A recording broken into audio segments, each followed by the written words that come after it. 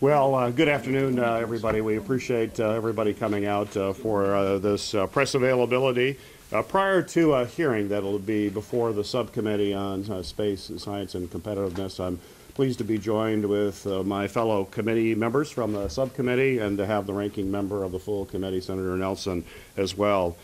We thought it was important to kind of set the debate going forward prior to the meeting that we thought that this hearing that we're going to have today really doesn't make a lot of sense given the challenges that we're facing and the notion that the science when it comes to climate change is pretty clear. It's basically settled science.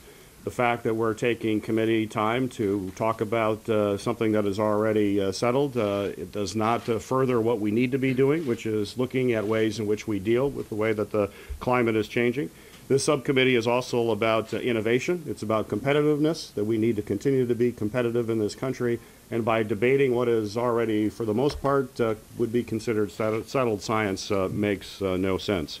We know the climate is changing rapidly. All you have to do is look about you to see that. We know what's happened with hurricanes and superstorms. We also know in my state of Michigan some of the impacts of that. Last summer, for example, we had some toxic algae blooms in Lake Erie that were really had a devastating impact on the quality of drinking water. In fact, millions of people found that their drinking water was contaminated as a result of these algae blooms. And those algae blooms are linked to climate change and the fact that we have warmer temperatures that allows that algae to grow at a much more rapid rate than it would normally. And this is just some of the many aspects of how climate change is impacting us. The dependence on fossil fuels also leads to a variety of environmental impacts. I dealt with piles of pet coke in the Detroit area a couple of years ago. This substance that was blowing into people's lungs, people's homes, is all a result of our dependence on fossil fuels. We have to take action. We have a great deal of certainty. We know that 97% of the scientists that are climate scientists have agreed that climate change is real and that humans have a significant impact on it. One of the gentlemen who will be testifying today in our committee is an admiral from the Navy who was in charge of meteorology for the Navy but had a variety of other positions. And he's going to talk about how even in an uncertain environment, and even if it's not 100%, if we're at 97%, we have to compare that to military operations. And when a commander has to make a decision about a very threatening situation, normally they do not have 97% certainty when it comes to making tough decisions and putting men and women into harm's way. And he'll talk about how intelligence is never 100%, science is never 100%. But if commanders had the kind of certainty that we have when it comes to climate change, there would be no hesitation on the part of those military commanders to begin military operations. We know this consensus is not just here in the United States, it's all over the country. We had 190 countries from around the world gather in Paris, and my colleagues who will be talking here later, many of them were in Paris, and I'm sure we'll talk about that. But this is also about the business community. We had 154 significant major businesses in this country all come out publicly to acknowledge that they believe that climate change is real and the human impact is significant. Those are companies as broad-ranging as two very important ones in my state, General Motors, as well as Kellogg. But you also have Coca-Cola, you have UPS, you have Walmart. It's really the who's list of major companies in this country who have acknowledged that we need to deal with this. It is interesting in today's hearing that we are bringing the subject up as well, and the fact that the chairman of the committee, Ted Cruz, will claim, I believe, we looked at the testimony, that we need more data before proceeding. And yet, as he says we need more data, he is someone who has also said that he does not believe that NASA should be funding earth science research to the level that they are right now. And all of my colleagues think this is certainly relevant for us in our committee on space, that NASA is the one agency that can provide the tools to NOAA and other agencies in an unparalleled way to get the information that we need. And Senator Cruz has said that that's not should not be a primary mission for NASA. My response certainly is that as wonderful as the solar system is, and I support planetary missions, we still have to remember that Earth is still the most important planet in the solar system, and we have to continue to focus on studying it so that we can understand how we deal with it. So I want to now turn the mic over to the ranking member of our Commerce Committee and someone who is very passionate on this issue as well, Senator Nelson. And I appreciate the leadership on this issue represented by the senators here as well as senators that are not on our committee, such as Senator Whitehouse, Senator Boxer. Now it's interesting. Look at the lineup of the committee witnesses. We are in the minority. We get one witness. We chose a retired U.S. Navy admiral, former NOAA scientist who can speak knowledgeably. Look at the other three witnesses. All saying that climate change is not real, and one of which is not a scientist. And so that should tell you something about the motivation of Senator Cruz calling this hearing. It's certainly appropriate to have this subject discussed in the Commerce Committee. That is part of our jurisdiction. And that's why I took the Commerce Committee to Miami Beach. This was a couple of years ago. Now, come on and bring those charts up, if you will. Let's just put one here and put one right over here, if you will. And before I tell you about these, I want to tell you what Senator Peters just said about climate change and the algae affecting the drinking water. Well, let me tell you what's down in Florida. Florida sits on a bed of porous limestone. That limestone is filled with fresh water. It's that fresh water that 20 million Floridians get their drinking water from. Salt water is heavier than fresh water. So as the sea level rises, the more pressure and the intrusion into the interior of Florida, where many of the municipal wells now are, and is going to cause the abandonment of those wells. And you'll hear testimony later today of some of those wells having to be abandoned. But what also happens when we get the scientist to testify, as a NASA scientist testifies 2 years ago in Miami Beach, measurements, not projections, not forecast, measurements. Over the last 40 years, 5 to 8 inches in South Florida of sea level rise. Now, here's a result of it. At seasonal high tide, this is 2 blocks off of Ocean Drive in South Beach. And you obviously see. Same thing here. This is about a block off of Ocean Drive. Further to the west of the barrier island, one of the main north-south corridors called Alton Road, the mayor of Miami Beach, when he was campaigning for mayor, cut a TV advertisement in a kayak on Alton Road at seasonal high tide.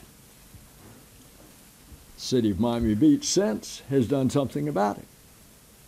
They have a $206 million plan with these huge pumps to, in fact, get rid of it.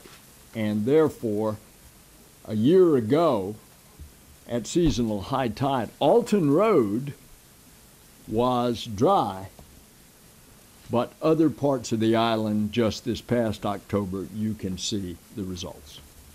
Okay, I want to introduce Senator Udall. Thank you very much. Thank you. what we hope will be future Chairman Nelson, and thank you, Senator Peters, for all of your incredible involvement in this issue. Let me first of all talk just a little bit about my home state, because New Mexico is really at the center of the storm when it comes to climate change impacts. We've seen drought and we've seen floods. What happens after the drought is it gets so dried out, then you have increasing rain, and then it floods and a lot of our topsoil disappears. On top of that, we see forest fires occurring at an increasing rate, and see acres and acres being burned that those numbers weren't being burned in the past. Temperatures have been rising 50% faster than the global average for decades in New Mexico. And so climate change is an incredibly important issue to people in New Mexico. And it should be a bipartisan issue. That's the thing that is so regrettable today with the way that Senator Cruz is proceeding. There's absolutely no bipartisanship here or attempt to be bipartisan. In New Mexico, we've been very bipartisan. It doesn't matter who the governor is or who the legislature is. In 2010, we put a renewable electricity standard in place to achieve a 10% goal. We did it more quickly than we even thought we could, and so we ratcheted it up again, which other countries are going to be doing around the world and other states will be doing. We're now trying to achieve 20% renewable electricity by 2020. There are 28 states in the District of Columbia doing the same thing. So this is a bipartisan effort. Our national labs in New Mexico are doing cutting-edge research. Los Alamos and Sandia, cutting-edge research on climate change. There's no suggestion that climate change isn't real. They're focusing on solutions. The other thing that I want to talk about as far as Los Alamos and its studies is, we rely on our forests a lot. We rely on them for wood. We rely on them for building materials. We rely on them for recreation, for snowpack, for our water. And what we're seeing is that Los Alamos and its studies is saying by 2050 we're not going to have any southwestern forests. And so that could be devastating. So why don't we find solutions? That's where we need to head. A number of us here, we're over in Paris. I just want to make two quick comments on that. First of all, 184 countries are stepping forward with specific targets and specific plans to deal with climate change. Not a partisan issue again. It's an issue of finding solutions. And then we had, of the world's billionaires, step forward 28 of them and say, we're going to invest billions of dollars in innovation. Once again, innovation, not a partisan issue. And so they are trying to mobilize governments around the world to do renewable energy research, to do innovation. And that's where the rest of the world is heading, and that's where we're heading. And Senator Cruz is out of touch. Finally, let me just introduce my very, very good friend, Senator Schatz. Senator Schatz, you may remember a while back, the Senate stayed in all night long to talk about climate. And we invited our Republican colleagues to come down. The chairman of that effort was Senator Schatz. He stayed up, I think, the whole night and helped schedule it and put us all on a good timetable. His state, and this is when I'm talking about renewable energy, is going to go 100%. Their goal, 100% by 2040. So he's been a leader in that effort, and he is someone who is considered a national leader in our caucus. I give you Senator Schatz. Thank you, Senator Udall, and thanks to Senator Peters and Senator Nelson for taking the leadership on this. Just as America finally reclaimed the moral and political high ground when it comes to climate, moving into the COP21 Paris climate talks, Ted Cruz is attempting to undermine American leadership on this issue. You know, there was a time when a hearing like this would cause us concern. We would be worried that the international community might be confused as to the position of the United States government and the position of the people of the United States when it comes to taking climate action, but no more. My expectation is that Senator Cruz will be there, but I have a suspicion that there may not be great attendance on the Republican side, and we are anxious to participate in this hearing, to question the witnesses, both the experts and the conservative bloggers, in terms of their view on this issue. Climate change is real, it is caused by humans, and it is solvable. And all of us, unfortunately, have to repeat that over and over again until the debate in the Congress is finally settled. But let's be clear, the debate in the scientific community is settled. It is Congress that is the last to get the memo. The American Academy for the Advancement of Science has said the science linking human activities to climate change is analogous to the science linking smoking to lung and cardiovascular disease. There may be a doctor out there who doesn't believe that there is a connection between smoking and lung cancer, but I would keep that doctor away from me and my family.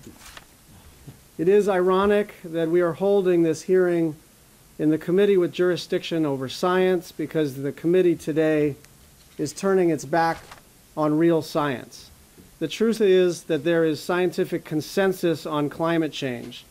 A review of nearly 12,000 peer-reviewed journal articles over 20 years found that 97% of those articles and 98% of scientists agree that humans are influencing the climate.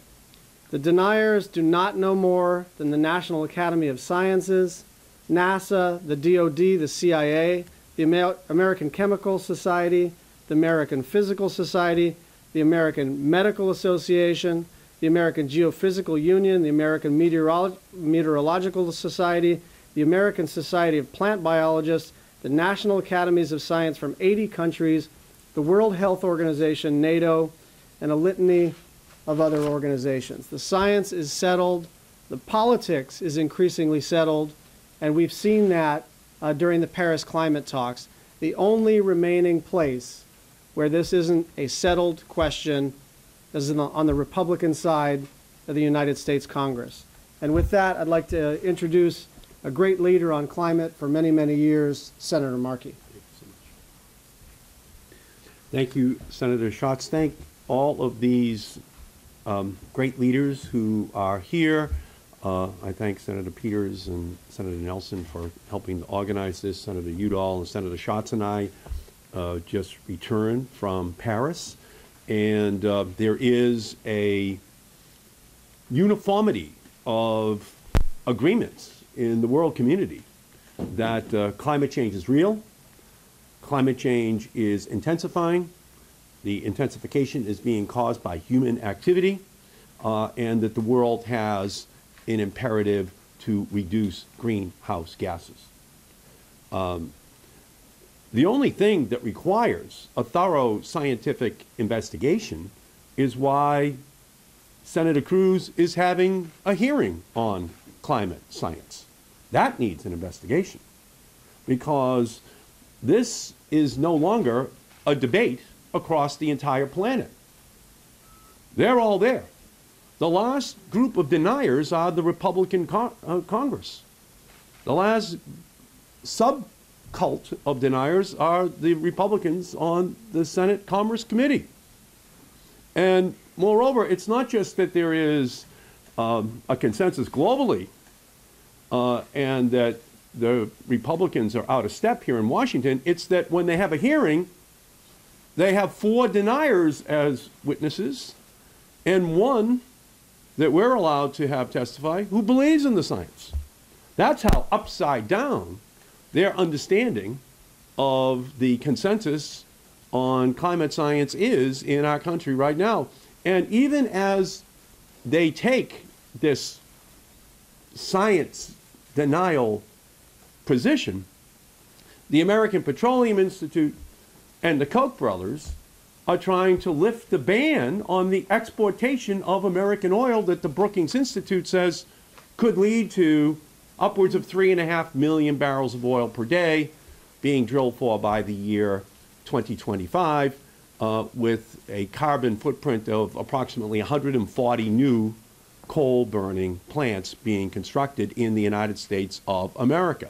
So this climate denial fits in perfectly with their agenda to have more carbon being drilled for in the United States, not just for us, but to just start to sell it around the world like it was tobacco or coal, to just open up a new market for something which increasingly is much less acceptable within our own country. And meanwhile, the Koch brothers are saying no permanent extension of wind and solar tax breaks. So what they're doing right now is using a hearing like this to cover up the agenda of the American Petroleum Institute, of ExxonMobil, of the Koch brothers, to expand drilling in our country and to limit dramatically the tax breaks for wind and solar. And so that's really the context of this final week and why we're having this hearing. And so we're here just to say that we've got the president's back, that we're going to ensure that his clean power plan, that his plan to increase fuel economy standards is going to be given the full support of the Democratic caucus, so that the promises that he's making on behalf of the American people in Paris are going to be upheld here in Washington and the United States. Great. Thank you, Senator Markey. That concludes our comments. We'll be happy to take any questions from anybody. Yes, I mean, you guys feel that this is broader, that this should be viewed more broadly as this is what Republicans want to do about climate, or this is how Republicans want to talk about climate change, or should we narrow this to this is like Senator Cruz wants to talk about this?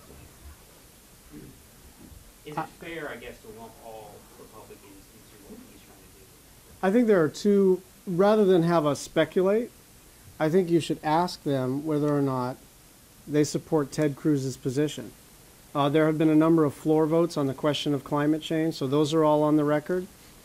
And I also think that the barometer for the members of the Commerce Committee is whether or not they show up and participate in this circus.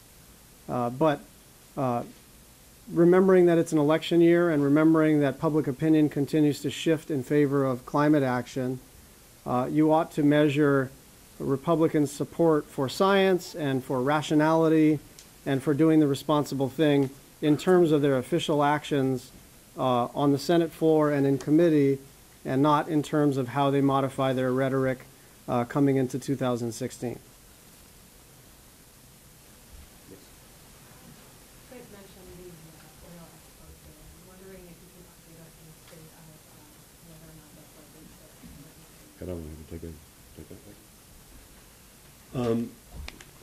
Well, the Republicans, on behalf of the oil industry, are continuing to press on that issue.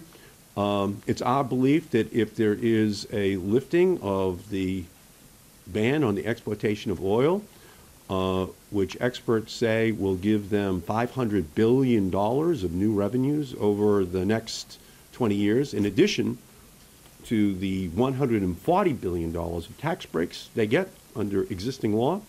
That's about $650 billion worth of government gifts to them that would occur because of our policy. That the least that should happen is that there is a 10-year extension of the wind and solar tax breaks.